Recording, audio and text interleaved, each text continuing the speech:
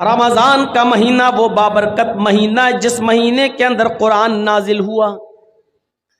آپ کسی سے پوچھیں کہ مہینے کتنے ہوتے ہیں ایک سال میں؟ 12۔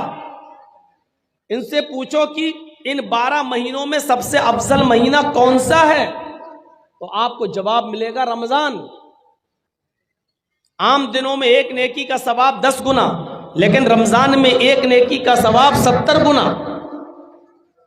عام دنوں میں ایک رکعت نماز پڑھیے تو 10 رکعت کا ثواب، رمضان میں ایک رکعت پڑھیے تو 70 رکعت کا ثواب، اور نیت اگر اچھی ہے تو اس سے بھی زیادہ اللہ رب العالمین بڑھا دیتا۔ لیکن رمضان کے مہینے کو یہ فضیلت کیسے ملی، کیوں ملی؟ اس لیے ملی کیونکہ اس مہینے کے اندر قرآن نازل ہوا ہے۔ آپ دیکھیے رات روز آتی ہے،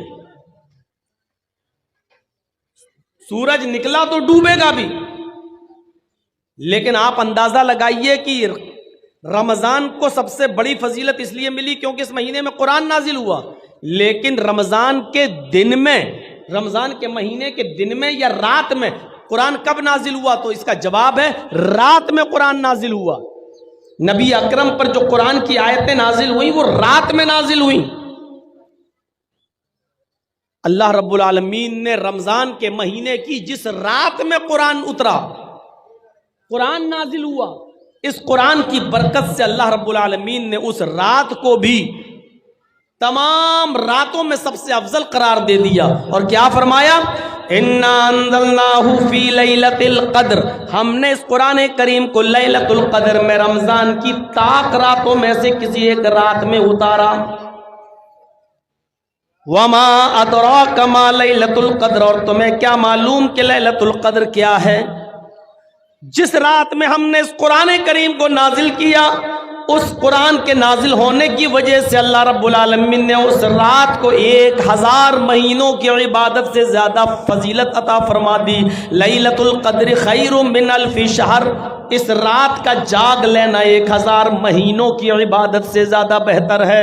1000 مہینوں کی عبادت ایک طرف، اور اس ایک رات کی عبادت ایک طرف، اور اس ایک رات کی عبادت 1000 مہینوں کی عبادت سے زیادہ افضل۔ اب آپ اندازہ لگائیے اس رات کو یہ فضیلت کیوں ملی؟ قرآن کریم کی برکت سے۔ آپ ان بچوں کو معمولی مت سمجھیے،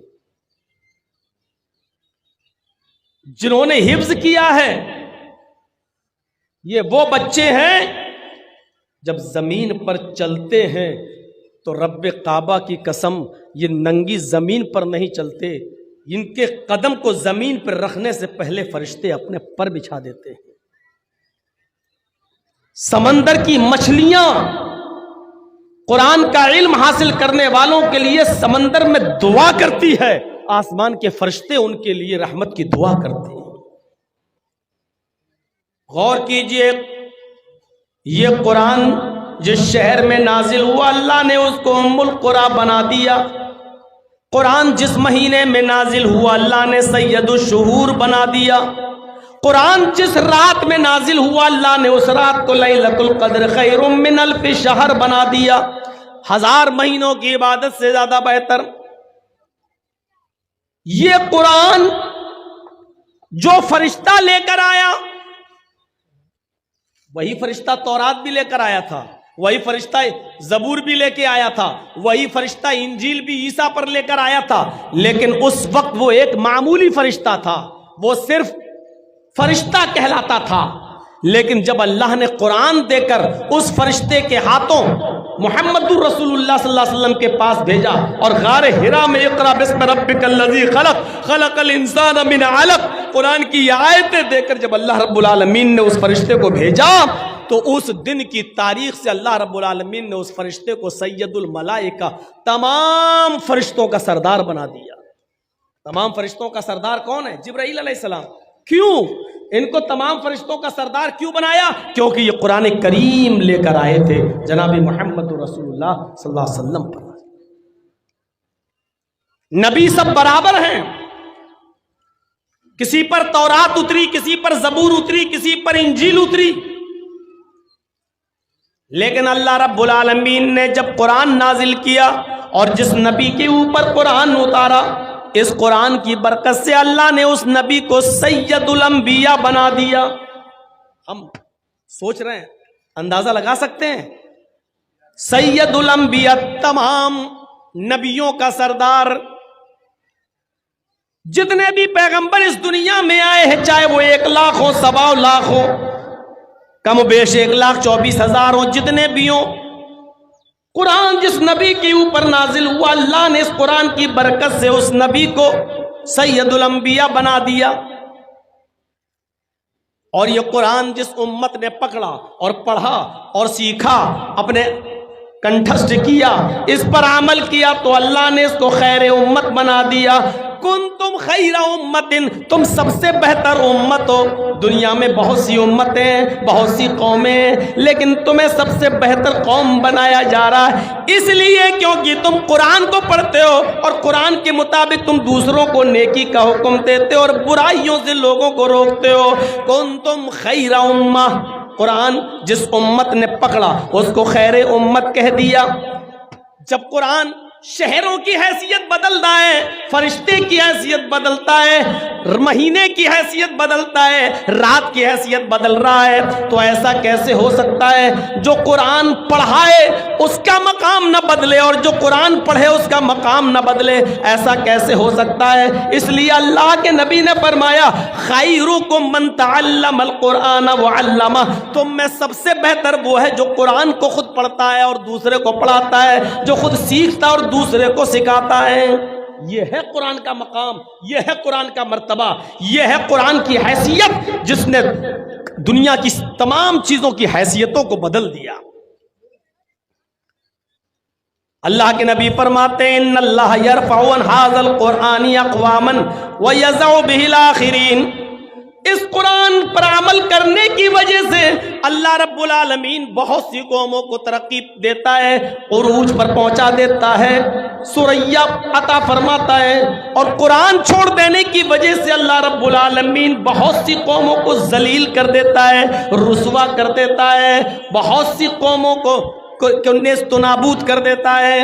یہی قرآن ہے جس کی وجہ سے اللہ قوموں کو عزت بخشتا ہے, یہی قرآن ہے جس کی وجہ سے اللہ رب العالمین اگر چھوڑتا ہے کوئی اس پر عمل نہیں کرتا تو اس کی وجہ سے قوموں کو ذلیل کر دیتا ہے.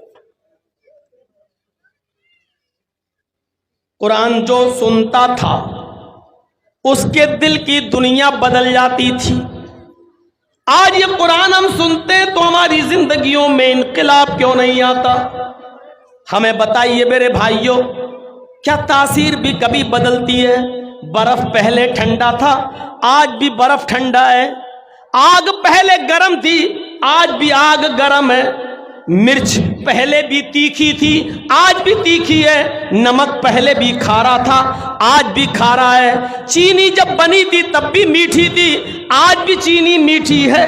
گڑ جب پیدا ہوا تب بھی میٹھا تھا, آج بھی وہ میٹھا ہے. لیمو پہلے کھٹا تھا, آج بھی کھٹا ہے. دنیا کی کوئی چیز اٹھا کر دیکھ لو, کسی چیز کی حیثیت میں ہم چینجنگ نہیں دیکھتے ہیں, تبدیلی نہیں دیکھ رہے ہیں. مرچ جب پیدا ہوئی تو تیکھی, آج بھی تیکھی. نمک پہلے کھارا, آج بھی کھارا. چینی اور گڑ پہلے میٹھا, آج بھی میٹھا. میرے بھائیوں پھر قرآن کی تاثیر کیسے بدل گئی؟ پہلے جو قرآن پڑھتا تھا اس کے دل کی دنیا بدل جایا کرتی تھی. آج یہ قرآن ہم پڑھتے اور سنتے ہیں, لیکن آج ہمارے دل کی دنیا کیوں نہیں بدلتی؟ آج اس قرآن کی تاثیر کیسے ختم ہو گئی؟ یہ قرآن تو وہ تھا جو بڑے سے بڑے غصے والے انسان حضرت عمر فاروق جو غصے میں تلوار لے کر محمد رسول اللہ کی گردن اڑانے کے لیے جا رہے تھے, لیکن سنا کہ میری بہن و بہنوئی مسلمان ہو گئے, اسلام لائے. جب ان کے گھر گئے, دروازے پر کھڑے ہو کر قرآن کی چند آیتیں سن لی. کہا بتاؤ کیا پڑھ رہے تھے؟ مارا بہن کو بھی بہنوئی کو بھی. جب بتا دیا گیا کہ ہاں قرآن پڑھ رہے تھے اور ہم اس سے بدل نہیں سکتے, ہم اس کو چھوڑ نہیں سکتے, تب حضرت عمر نے کہا اچھا مجھے بھی سناؤ یہ کیا ہے جو اس کو پڑھ لیتا ہے, سن لیتا ہے, چھوڑنے کا نام نہیں لیتا. چند آیتیں قرآن کی سنی, ایک آیت دو آیت مشکل سے 3 آیتیں ہی پڑھی تھیں, اور عمر فاروق نے 3 آیتیں ہی سنی تھی. چیخ پڑے, نہیں نہیں، یہ قرآن کسی انسان کا کلام نہیں ہو سکتا، یہ قرآن کسی انسان کا کلام نہیں ہو سکتا ہے۔ آئے میری بہن، آئے میرے بہنوئی، مجھے بھی اس ذات کے پاس لے چلو جس کے اوپر یہ قرآن نازل ہوا ہے، یعنی محمد الرسول اللہ صلی اللہ علیہ وسلم کے پاس لے کر چلو۔